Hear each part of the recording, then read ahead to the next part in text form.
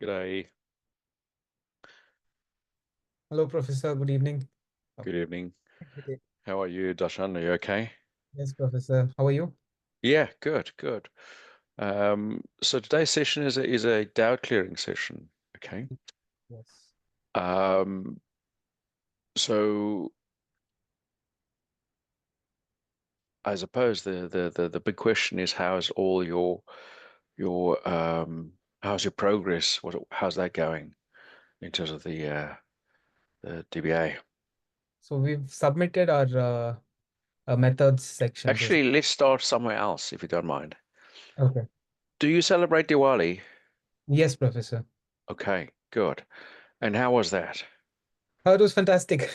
Good. Yes. Well, I have. Congratulations on Diwali. I think it's good. It's a Thank nice you. celebration. You were telling me about the 3 day potential. Yeah. Correct. Yes, you remember. Yes, Professor. So each And state has their own day and own type of celebration, so it's very diverse. yes, yes, I think that's important to understand as well, is that it is diverse in terms of people celebrate it in different ways, depending on their cultural perspective, but also where they are. Correct, correct. Yeah. So yes. Yeah. Oh, that's brilliant. That's brilliant. Yes. And so you had a good time then. Yes. Yes, Lots Professor. of feasting, eh? Too much actually. That's been a problem. So this month has always been like this. So it's Diwali, then we have a couple of birthdays. Then I had celebrated my birthday last week. So this whole Yes. month has been like too much of food to work extra hard after the events. Yes, it's a good time though, because it kind of almost is the lead up to, I suppose, other activities that happens towards the end of the year as well, before we get to that final kind of push really for December. Correct. But yeah, no, that's good. So yeah, I had my birthday last week as well. So I was yeah, last, sorry, I when was was last yours? uh wait, not ex yeah, November 11. Okay, oh, yeah, I was the 7th. So yeah, 11. so it's very close. Yeah, Yeah. yes, yeah. Happy birthday for last Thank week. you. Thank you. Same Yes, to you, sir. yes. Thank you. Thank you. Yes. So yeah, no, these celebrations, yeah, I mean, I suppose in the UK and elsewhere as well, yeah, over that period, with the 5th, we have Guy Fawkes Day, so there's fireworks and stuff as well as part of the whole celebration as well in early November. It's nice. But yeah, do you guys do that as well in terms of fireworks and Yes, Guy yes, we do. Fawkes? Yeah, It's yeah. actually too much. So probably just one day and the whole city is clouded with smog and Yeah, smoke everywhere. Yes, yes, yes. No, that's good. yeah. Okay, good. Yes, Now to the Professor. serious stuff, I suppose. So you've submitted your Methodology. design, the methodology section. Okay, good. And how was that? Was that okay? Did that go well? I'm still waiting for my feedback. Okay, sure. Yes. Yes. So But how was the process for you in terms of writing it up?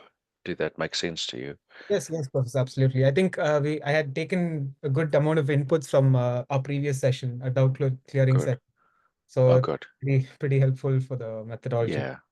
Yeah, I mean, ultimately, it'll be a case of a negotiated process with your supervisor. So whatever um, they give us suggestions as well, just to take on board. But I think this is really to kind of think about what it is that you can do in terms of the not being idealistic, but being actually pragmatic and practical as well in terms of what you can do and what you're going to be doing in terms of contributing and so on. So yeah, absolutely. So that design aspect, I think, is quite important, really, and Correct. just being kind of a bit more practical in terms of kind of saying, well, actually, do I need to do two methods, or is one going to be able to Mm, advance trying to answer the question that I have, as in the research question? correct. Um, yeah, because I think that that's always the challenge, because you always have to remember what your aim is in doing the research. What's your question that you are trying to answer? And then how will you do that? That's the focus really of the methodology section. It's about asking questions about how. So how will you collect your data? How will you analyze that data? And then what are some of the challenges in terms of how will you be ethical in terms of how you do it? And what are some of the things to think about in terms of that being ethical? Um, yeah, no, good. So yeah, I mean, obviously, um, the main thing really now is to kind of start thinking about how you're going to start designing the your not designing it, but actually going about doing it really, you know. So just in answer to that ethical part, I think what you need to do is to put together the application for that ethics part as well. So there's some forms that you need to have a look at on the website, on the platform. Have a look at the platform for the ethics forms, okay? I think the between now and maybe what you are currently thinking, I think that would be a good time now to focus on that ethics application, seeing what you need, um, and starting to make appointments for your interviews if you're going to do that. So thinking about what it is that you need. So it's a case of getting documentation together for the ethics application. You can't really do the interviews until you've got the approvals of the ethics, okay? So please don't go ahead and do anything in relation to making appointments or anything until you have that documentation. So please read that process as well. That's an important process for what it is that you need to do, and also the forms that you need, depending on the kind of research that you're doing. So whether you're doing interviews or whether you're doing a survey, there's slightly different processes for what it is that you need in terms of the forms that you need to provide. So for the interviews, you need these extra forms where you get the participant information and getting um, their agreement really. So there's a form that you need to fill out that specifically seeks their agreement to do the interview. So it's called informed consent normally. Yeah, that form, right? Informed consent. Um, yeah. So what I would suggest is this week maybe focus on trying to get the ethics forms and process sorted. Yeah. Does that make sense? So, Yes, Professor. Yes, absolutely. because then it also helps you to decide on what you need in terms of the application or the meetings that you need to set up in terms of the interviews that you will have, right? I mean, there's no point in kind of setting up the meetings, but you don't really have all the process sorted out in terms of what you need ahead of time and the kind of time frames you need to work on as well. Yeah. So a suggestion for that in terms of the interviews itself, don't schedule more than one per day. Okay. Okay. If you are doing interviews, don't do more than one. Believe you Okay. me, it's hard enough doing one. Okay. Okay. Um, because there's emotional energy involved in doing it, Mhm. and it takes a bit of time to actually work it through. Um, yeah, it's not as easy. The first one, especially. Okay. Later on, you might be able to do two, but I'd suggest you do one, as in just because you want to give 110% focus, really. And early on, I think the important bit is that you are kind of setting things up really in terms of your what you are going to ask and how you're going to do it. A little bit more challenging for the first one. That's because of the learning, not because you're not good at what you're doing. But I think you just have to give yourself some time as well, because the first one will be slightly more trickier than once you've done seven, you know. When you've done seven, you're kind of like well on your way, yeah. Um, First one's harder. And I'd say prepare yourself. So that's the other thing. Prepare yourself in terms of having a interviewer guide. In that interviewer guide, you outline what it is that you're going to have or need in terms of equipment. So like, voice recorders or whatever you're going to use, a laptop or something else, um, for the transcriptions as well. So you could use something like Zoom, but instead of having them recorded in terms of like the video, you just have them without the video on and just have it as an audio recording. So you could have it like set up like that, and you would do the interview itself in the room. Yeah, so you could do that on your phone via Zoom, and the point is to try and get the transcript. So like in this one, like for now, we'll have the meeting transcribed. Yeah. And so ultimately you can come back and put it into another software like NVivo, and you can then get your themes and so on from that. Yeah. What was the software called, sir? Vivo. So NVivo, Okay. yeah, so NVivo is the software for transcribing. So it's a transcription software, yeah. Okay. Um, so NVivo is the software. But you can use, like in this case, we'd use the transcription of Zoom. So Mhm. you can see there's read.ai meeting. So basically what it'll do is it'll capture the text of the meeting, so, Oh, and capture like that, and then at the end you'll get a transcription of the meeting. You can then use that in this program called NVivo. NVivo is about trying to sort out your themes and coding, right? So you provide the coding and the themes from the transcript. So the idea is that you're coding into different categories. So you can kind of do either the Eisenhower method, or you can use the um, Goya method. I don't know, you've probably seen those two in the literature. So there's two kind of, I suppose, schools of thought really in terms of how you would um, manage the coding, right?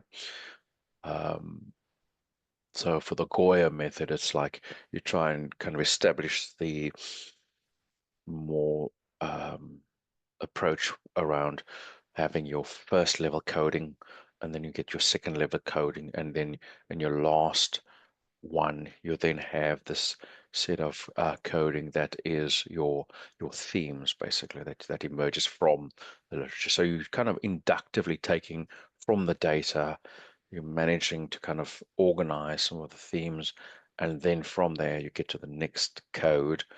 And so it's from the high level coding or themes that you have created, you then create more aggregate levels, and then to the more uh, finer grained kind of classification, really. Yeah. So it's starting out with a whole lot of smaller subcategories to then get you to a bigger category group, and then to your final or third level kind of theme that you then use. Sorry. Yeah. And some of these, you will then go back to your literature review. Um, because again, once you've got some of these themes and some of these discussions while you are doing what the initial literature review, that initial literature review will highlight certain things into the gaps. Now from your interviews, then you will then go and find, based on what you have developed in terms of the codings and the themes that you created from the data and the narratives that come through, you'll take that and you'll kind of then use that to be able to create this new order, I suppose, or organization. But in terms of what you have found, you then have to go back to your literature review and see what the literature says about those um, different themes that you've created. Yeah. So so it's iterative in that respect, in that you will then go back again. So it's not final in terms of that literature review. Um, and yeah, I mean, in terms of the methodology section, you'll go back to, so what you're currently doing is you've written up stuff around what it is that you're going to do, right? And once you've done your data collection and your data analysis, you'll then talk about what you actually did, right? Because you're proposing to do 20 interviews, right? Or 30 interviews. Um, you might not do 20 or 30 interviews, right? So you might have somewhere in between, or you propose to do these or interviews with these people, and then you'll talk about the fact that, well, actually, when you actually came to do it, these are the kind of people, and these were not available, and so on. And these are the realities of it. That doesn't mean that you have a non-robust project. You'll highlight what some of the issues were and some of those challenges that you've had that will go into your limitations of the study. section. Okay. So we try to capture what is the nature of social reality or the social research with the reality of that there is limitations because we are dealing with people and we are dealing with the situation in terms of context as it is. We're not trying to sugarcoat and trying to make it elaborate. We're trying to see what people are doing and saying based on what their circumstances are. But we also have our own limitations in terms of the researchers ourselves, in terms of the interviews that we have. So we do highlight that as well. As part of any good research, there should be some discussion about the limitations of what we found or what we weren't able to do. But what I would suggest there is be cautious though. You shouldn't be kind of creating it in such a way that you kind of then, the person reading then questions your results. Okay. The validity of what you've done and the reliability to the process, I should still be quite clear. I should still follow the same practice. It's more delimiters in some respects. So in some cases, you would probably have said, look, I'm looking at these areas only. I'm not going to look at all of these other areas. And that is the boundary of your research, right? So your limitations shouldn't then kind of go and be beyond what it is that you said you were going to focus on. It should still be within that context, and also thinking about what the aim was of your research and what was the questions that you were trying to answer as well. Um, so yeah, hopefully that kind of helps to kind of think, well, actually, it's not just about talking about limitations or not just talking about your methods. It's also talking about, what you weren't able to do. So in some cases, in the methods section, you can have what's known as delimiters at the end. And those delimiters would be, they're not limitations, they are what were the issues at the point of doing it. Yeah. I think So, last yeah. class you mentioned about it, and I had included the delimiters in my Oh, methodology. good. Yes. Okay, good. Yes. Yeah. I mean, I think that's always an added benefit, really, to show that you're not kind of just thinking of this as just being the limitation or thinking of it as just what you're doing. You are able to show that there are some delimiters as well. Yeah, good. Excellent. Good, good, good. Yeah, and then obviously there'll be some of the I suppose from the qualitative research, you can also talk about your own experiences about your reflexivity, right? And what I mean by the reflexivity is it's your own um, evaluation of how those interviews went, right? And so you can put some of those in there. Um, but don't go too overboard with those.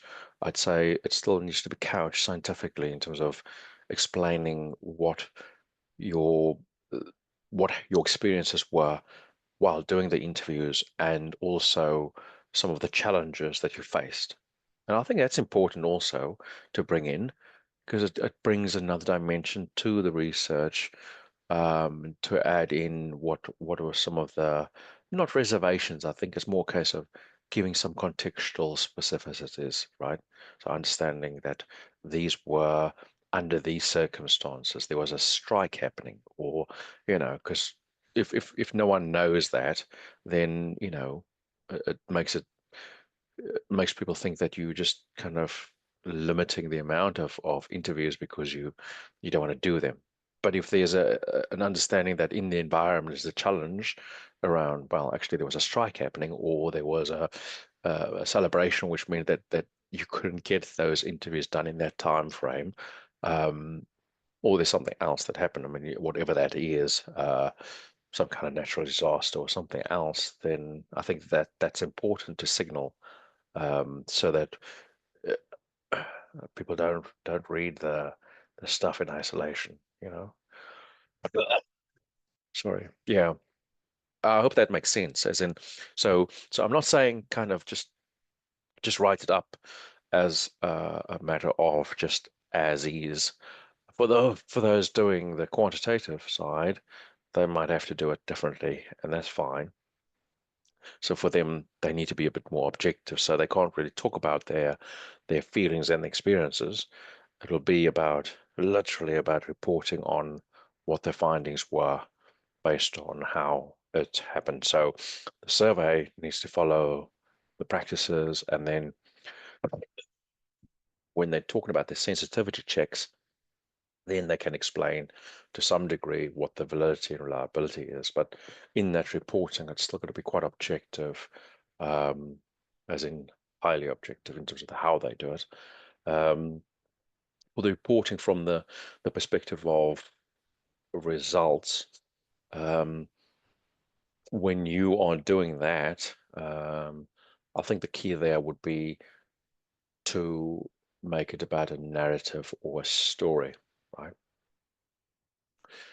So again, remind yourself what it is you were trying to find out, and then under each of the themes that you have, kind of talk about the story of what you found by foregrounding, bringing in some literature, and then kind of going to each of the themes, and unpacking what that looked like to the results. But don't worry about the results at this stage. I'd say stick with the methodology, stick with the methods. Your main challenge now, or focus, should be on securing your interviews. But before you do that, make sure that you've got the ethics sorted out because of what it is that you need to understand.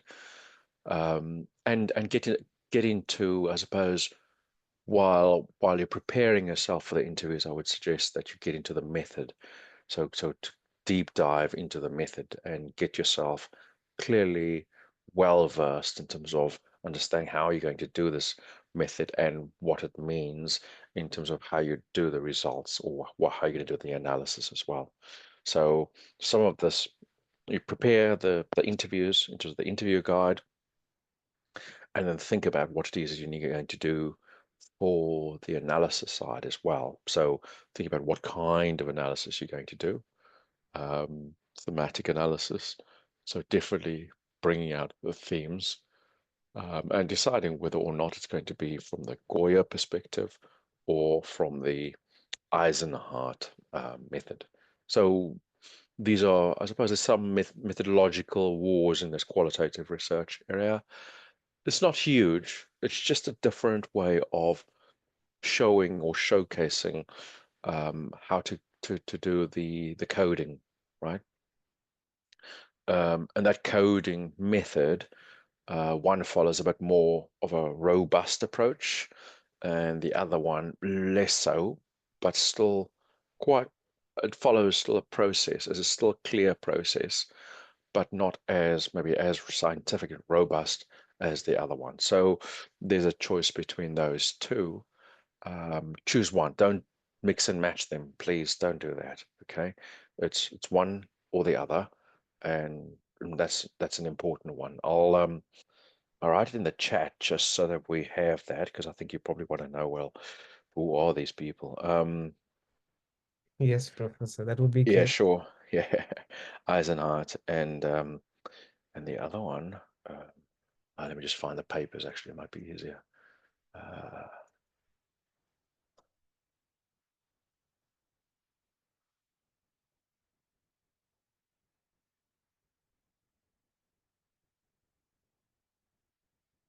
uh,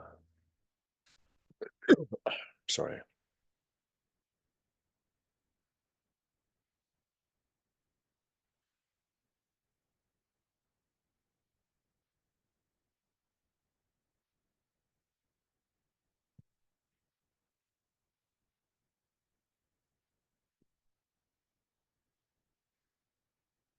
Okay, so here's the Eisenhower one.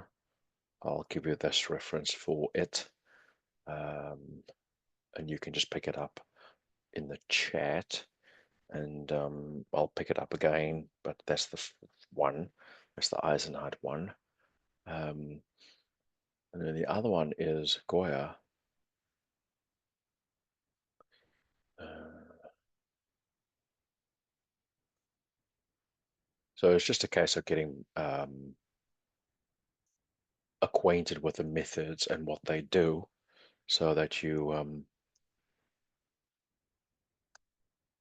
uh,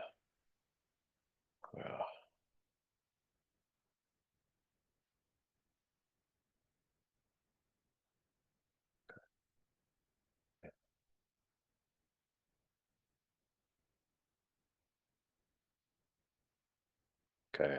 Yeah, there's this one here. Uh,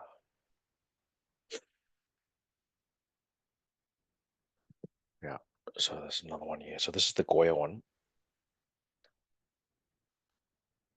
And so between the two of them, there are some kind of methodological differences. Depending on what you are looking to do, I'd say that there's these two methods. They work and help you to kind of get that uh, approach sorted out, basically. So what I'd suggest is maybe choosing or looking at both of them, right? So reading up about them and then deciding which one will work better for you, depending. Now, the key here is that the method itself is about the the approach, and one is, you know, your job is to think about what is it that's my objective, what's my research question, and what am I trying to find out, right? So once you've written those and you've already got that, okay, so you've already written that, you need to just have that in front of you before you then go and look at these. I'd say read these two and then see which one fits what you're doing into your research. Your job is to justify the method that you choose. So either one of them is a good justification. My my only ask of you for this one is that you're clear about what your objectives are and then why you've chosen the one method over the other. That's all. So you don't have to give a lot further in terms of kind of the decision for the one versus the other. It's not about that. It's just you choose one or the other depending on your objective, but then you run with that one, and that's fine. But I don't want you to confuse the two. So it's just literally choose one and you run with that one. But all I'm saying is that there are different options. These are a few, okay? Um, yeah. How does that sound? Does that make sense to you? Yes, yes, Professor. Have you dropped it in the chat or? I have, yes. It's in the chat at the moment. Oh Are no, you I not able to pick it up? no. Oh no, okay. Oh, good lord. Okay. Right, let me just see if I can get it to the general one. Uh, hmm, hmm, hmm.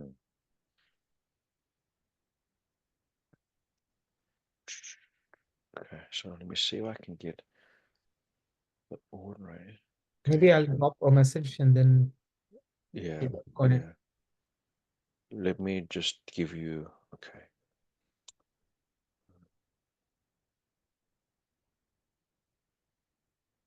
yeah,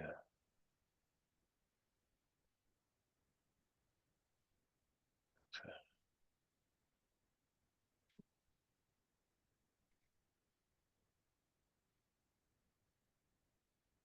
okay. So you are there, okay, fine, good.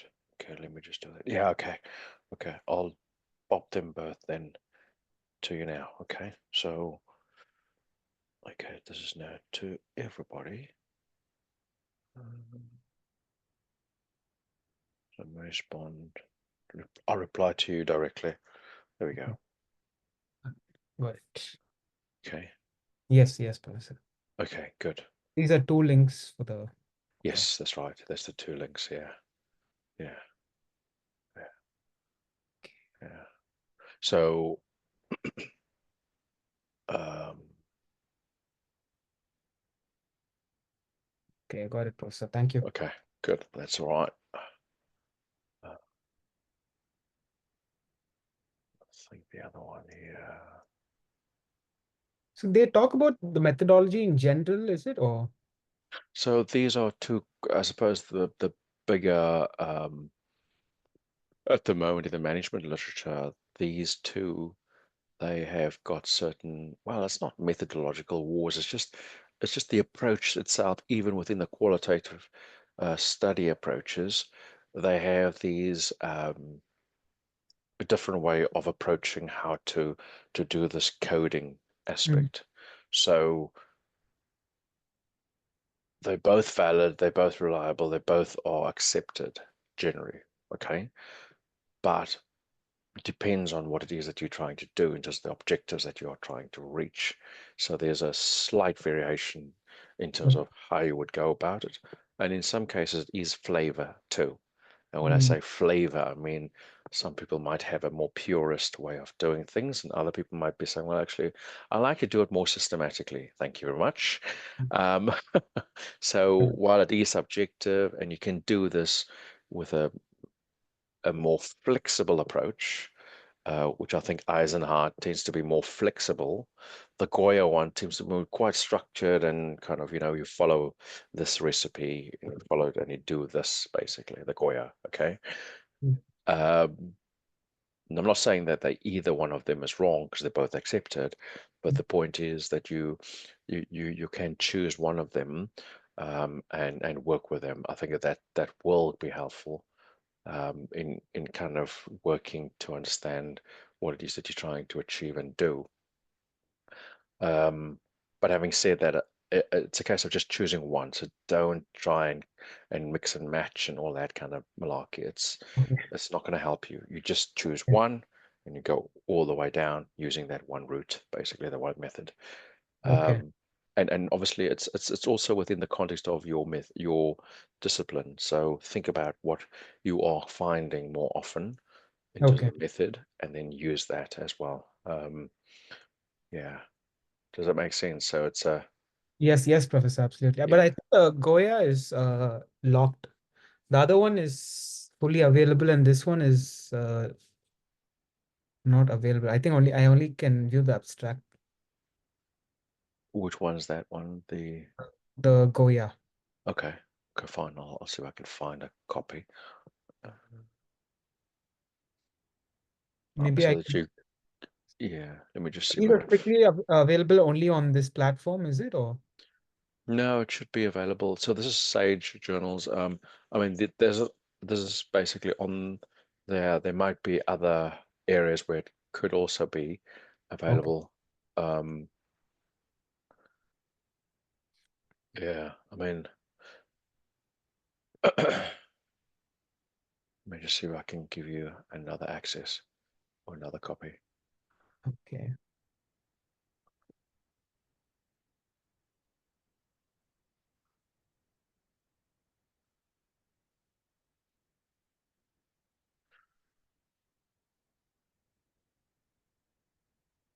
Okay, there we go. Fine. Boom, boom, boom, boom, boom, boom, boom. Yeah, there we go. I'll download a copy of it, as in, okay. and then I'll upload it here for you. Thank Okay. you so much, Professor. Thank you. Okay. I'll just do it now. Um,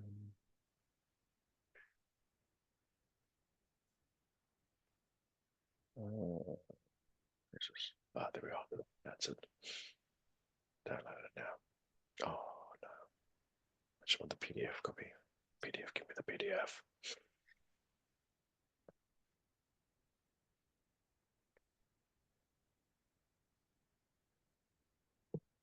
Okay.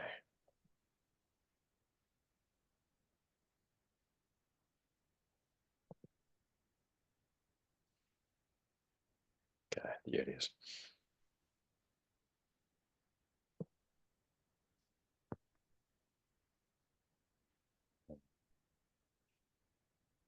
We're gonna do this.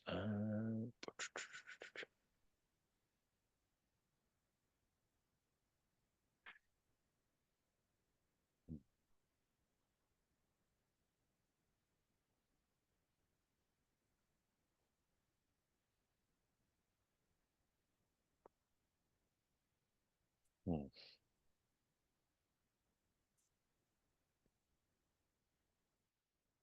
Hmm. And we're gonna do this.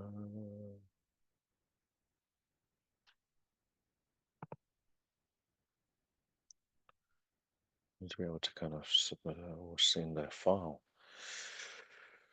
Boom. Docs. Okay.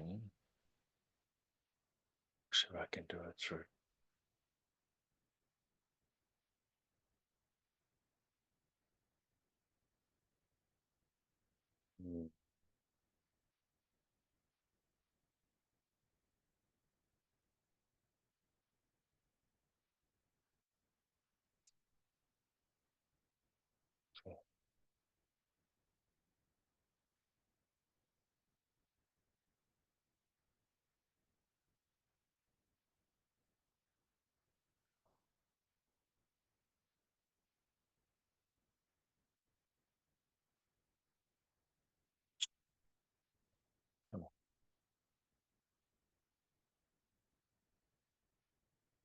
might have to email you.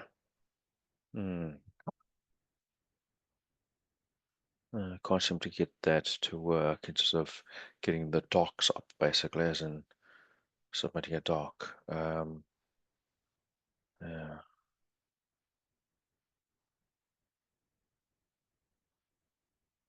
If you send me your email address through the chat, Darshan, I'll send you a copy now.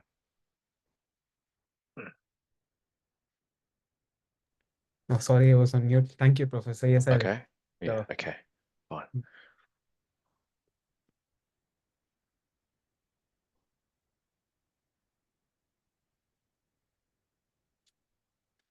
Um,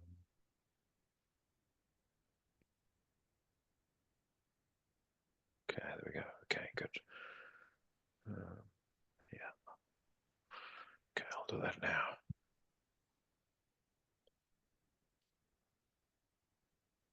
It's craziness. Um, okay. So yeah, so again, just work with these to mhm, understand what it is that's the approach. It's like I suppose the way I see it is like different recipes effectively. You're gonna achieve the same cake. It's whether it's a chocolate cake, right? It's just that some chocolate cakes will have different ways of putting the ingredients together, or how you do things.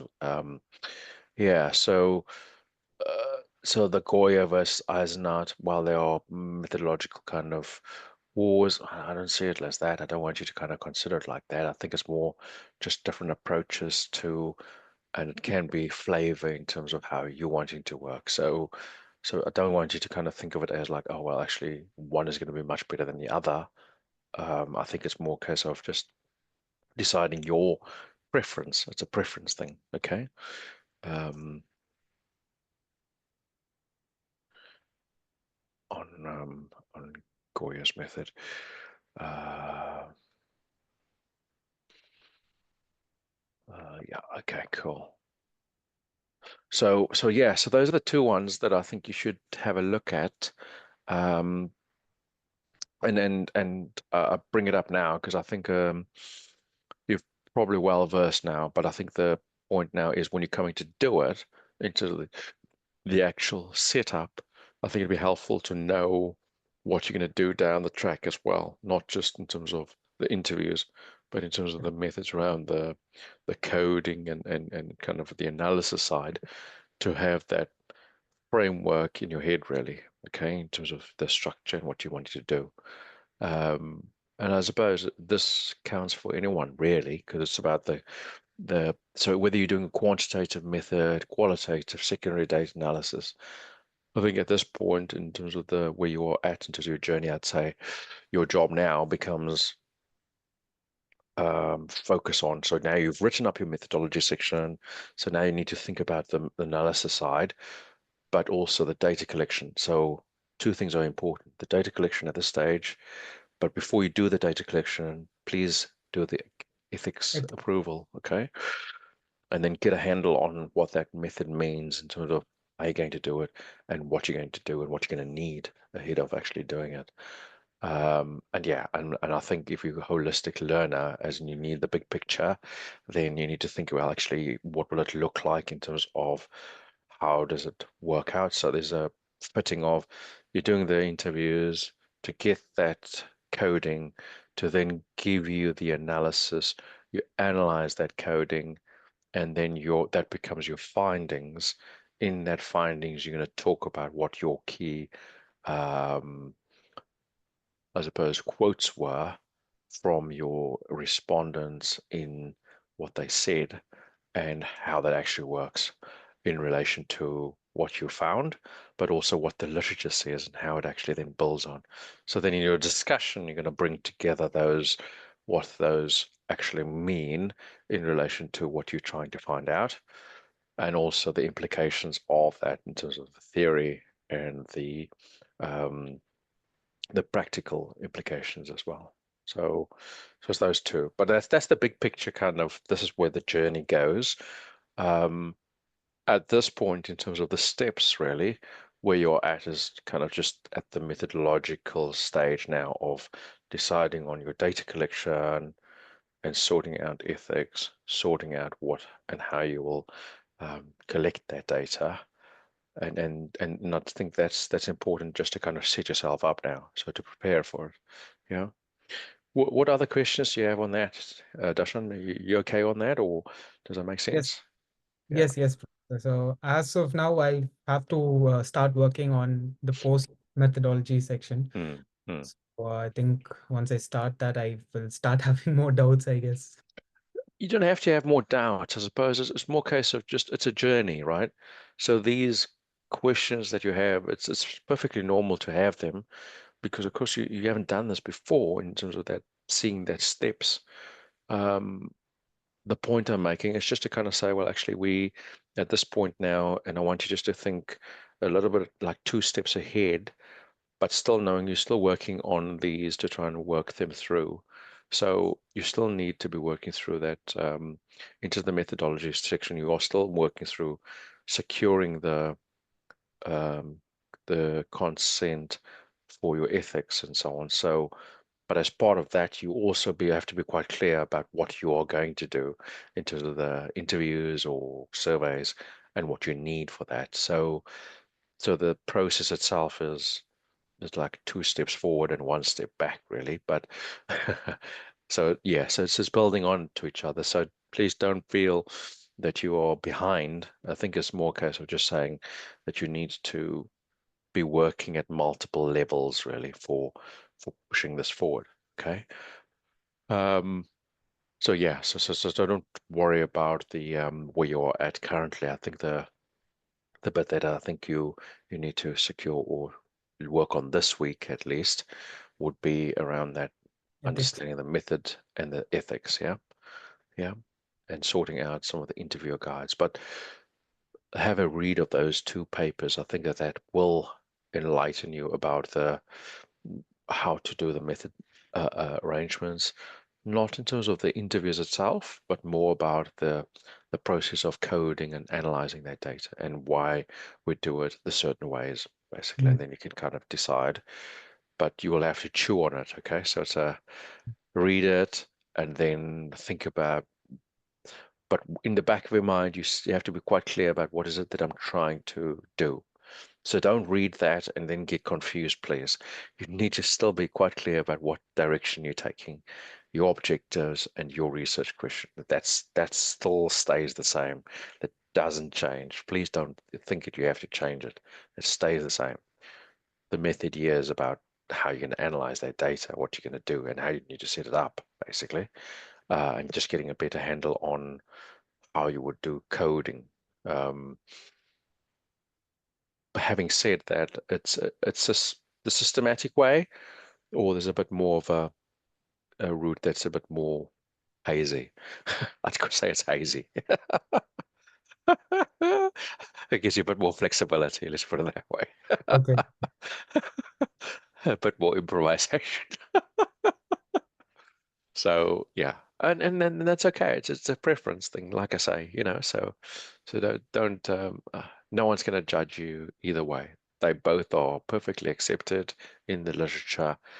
It's one is it's just a bit more flexible than the other. The other one's a bit more prescribed. You do this, you do that, you do this, and this is what you get. Um, I was going to show you just literally the Goya method. In terms of what it actually then looks like. One example of how it actually works. Let's just go through this one quickly, see if we can get that. Okay, come on, come on. Yeah, okay. Yeah,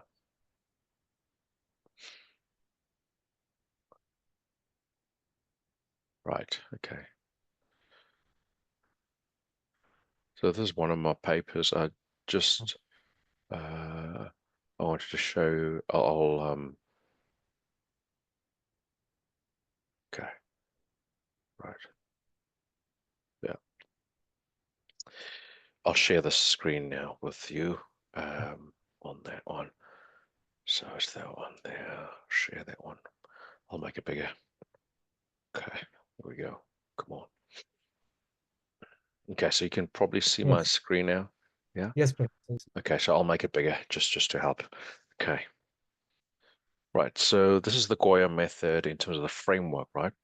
Okay, so just a background really. This is a paper that we've looked at in terms of big data analytics, and specifically it's in hospitality and tourism. So we're looking at trying to understand um, different aspects around a framework that we've created from the data effectively. So what we are showing here is we've done the interviews, we've collected that interview transcripts, we've then got the concepts and first order categories, which speaks to what's known as so the first one is kind of at the more detailed level in terms of the categories. And so what you'll find is that there'll be phrases or terminologies and concepts that we then try to combine to create what's known as our second order themes. These second order themes come from what we classify and combine from our first order themes, okay? And so ultimately, we then have in these second order themes, we combine them to see, okay, well, so what is consistent or thematically connected to be able to then give our main aggregate dimensions, meaning that we combine these three to give us that next aggregate dimension. So the first ones are kind of deductive from kind of taking the three or whatever combination of phrases we have that speaks to that particular theme, and then we repackage it to actually give it some kind of organization around what that three topics or three phrases we're talking about in terms of that second order theme. And then we have them kind of combined to give us the aggregate dimensions. So this is what the Goya method is Okay. about taking these categories and then organizing it into these systematic second order themes and then getting these aggregate dimensions. And so the process itself follows a logical pattern effectively where we take the what we all have. So initially, so just so that you kind of are clear, when we created the themes for the literature review, we created that based on the theories and the frameworks that were presented into the topic that we're looking at. We then created a sub themes and themes, and then we wrote about that in terms of the literature review, right? So what we will do is we will take that to create our interviews. Those themes that we are choosing to focus on are the themes that we are talking about here. And we've created then in your interviews, you will create these themes that you will ask specific questions of the interviewees around these themes, okay? And ultimately, this is what you will then produce in terms of responses to those themes, okay? So hopefully that kind of helps just to see what this looks like, not only from um, understanding what we do in terms of the framework. So the framework that we get there is derived from the data, okay? Okay. So it's not derived from the literature, okay? Okay. So Does these are not themes. They are what we understand from the themes. Yes, And it's what we've got from our data from the interview okay. responses, okay?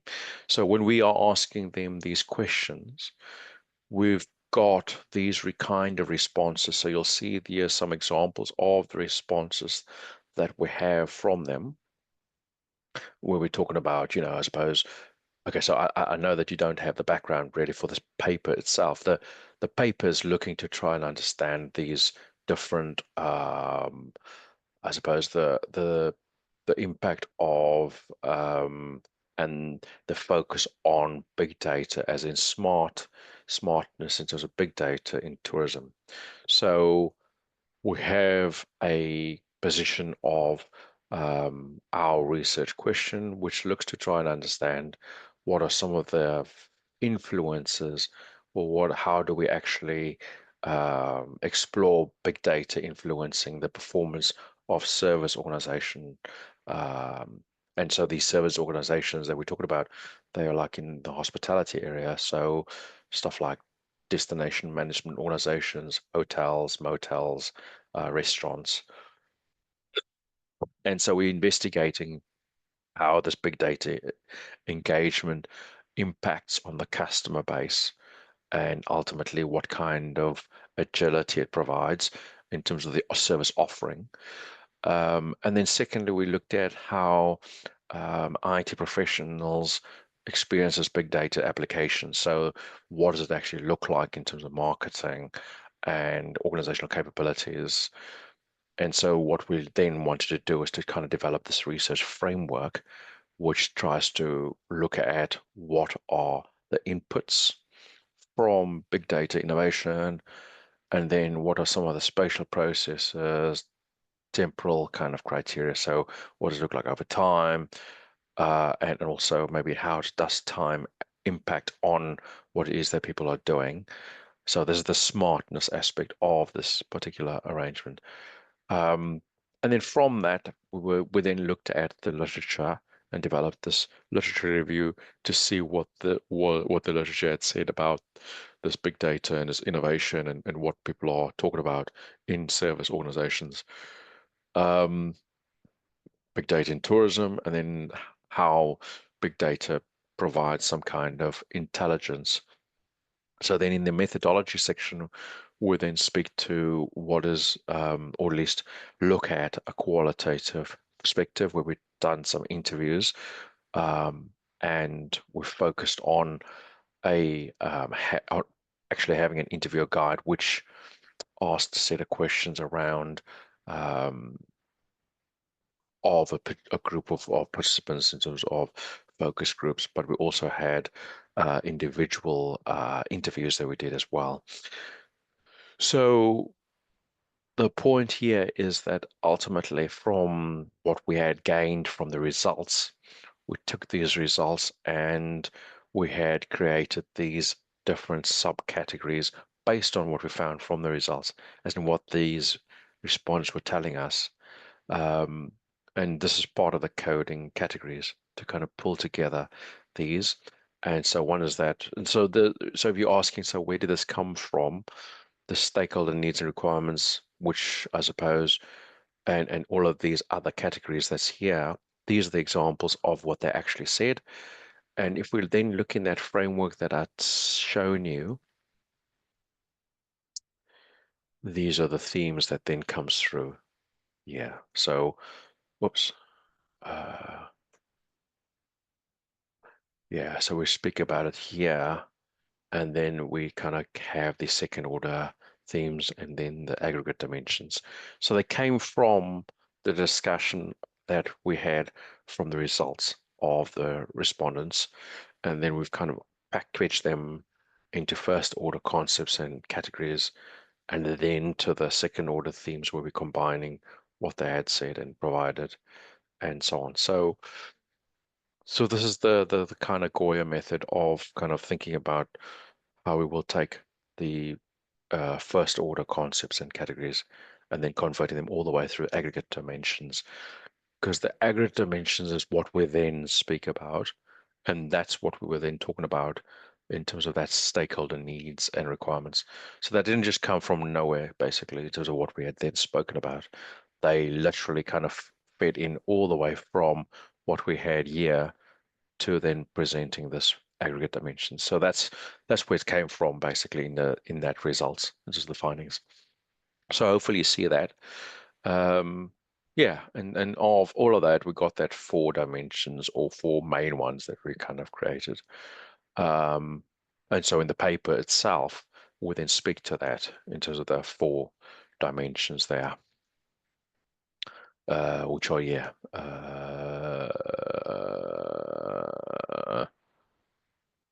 yes.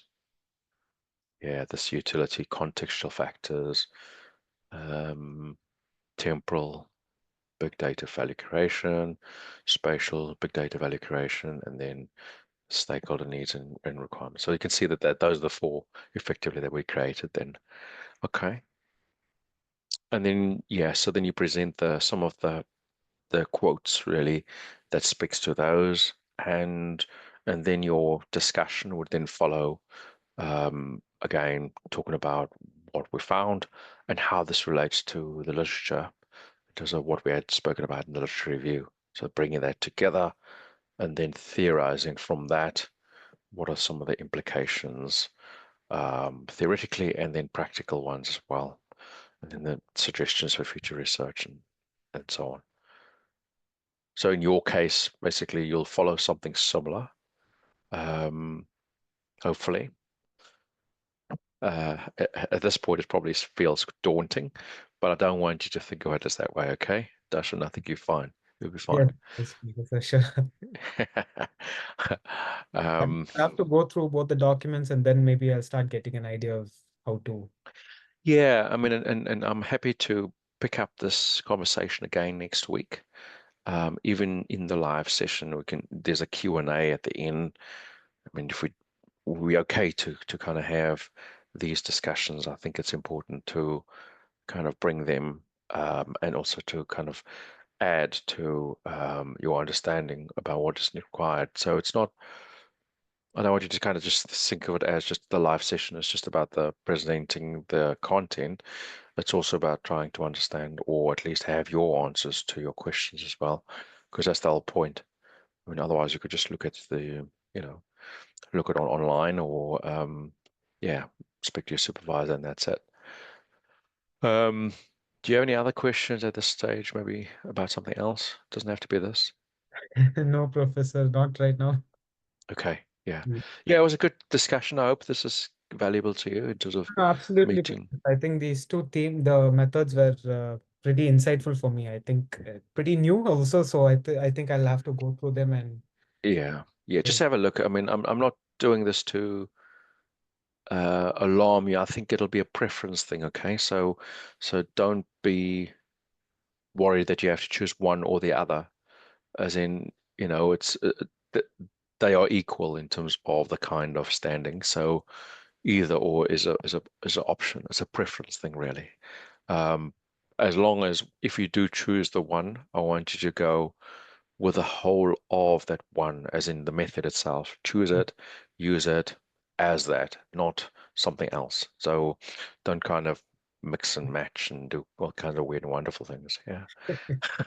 Yes, but are they specific to a particular methodology like quantitative, or it just fits for both? So this is qualitative, okay? So this is definitely qualitative, as Okay, in, yeah, both. this is only qualitative. Yeah, yeah. No, okay. Both, but for qualitative Qual- only. Yeah, yeah, yeah. So I wouldn't, yeah, you wouldn't use these methods for, or these approaches for the quantitative. Correct, No, correct. no, no. Because the way they were presented, even your diagram, I was thinking to myself, okay, this wouldn't work for a quantitative. It's strictly qualitative. Exactly. Yes, it is. Yes, absolutely. Yes, yes, yes. You're doing quantitative, qualitative, aren't you? Yes, yes, professor. Yes. Yes, yes. So it's not, so just to be clear, yes, absolutely. It's not for quantitative. This is definitely qualitative. For each of the quantitative ones, there are differences in terms of what they would actually do. I mean, in terms of the methods itself, survey, that'll be universal in the sense of how you do that, but the actual analysis itself is going to be different depending on what you're trying to achieve. There's structural equation modeling, there's regression analysis, there's a whole host basically. So yeah, so they're not all the same. I don't want you to kind of think of them as being the same. They Okay. aren't.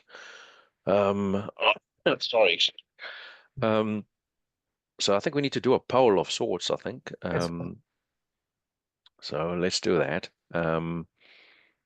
Where's this? Yeah, poll. And, uh, yeah, let's do that one. Yeah.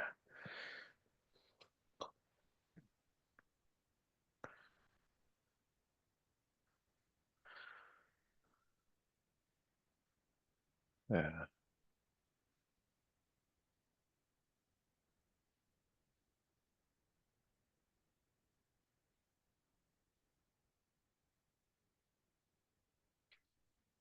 Is it starting to get very cold there, Professor? Yeah, it's pretty damp at the moment. Honestly, it's not nice. I think I'm having chest problems basically because of the damp at the moment. It's gone much cooler than it was. So yeah, a bit of a challenge really. Yeah. What about you? Are you still warm there? No, we've been having a lot of rain now. Mm, mm. That monsoon season, is it the wet Correct, season? correct. Yeah, yeah, yeah. How long does that last? Does it last into February? It's supposed to, again, India, different states have different climate Okay. conditions. It Yeah. depends on the cyclone and the monsoon, but for the south where I live, Mm. we were actually supposed to have the monsoon starting from November, October, but then started receiving it pretty early this time. Ooh. Yeah, But yeah. but it doesn't seem to end. It's still going on, so we're all confused. So we are I'm not having laughing at that. I think it's difficult though, because it's I very think the difficult. Work is getting really affected. affected. Yeah. Mm, mm, So that's yeah. It makes it unpredictable as well. It's very difficult because you're correct. trying to do things and it just doesn't work out the way you want it, basically. Yeah. Correct, Yeah. Professor. Yeah. Have you got the poll? Are you doing the poll at the Yes, moment? yes, Professor. Okay. Okay. There's one feedback, which is a compulsory one, which is a long answer section. So Ah, I'm just okay. typing it out. Sure. I'll leave you to it then. Yes. Yeah.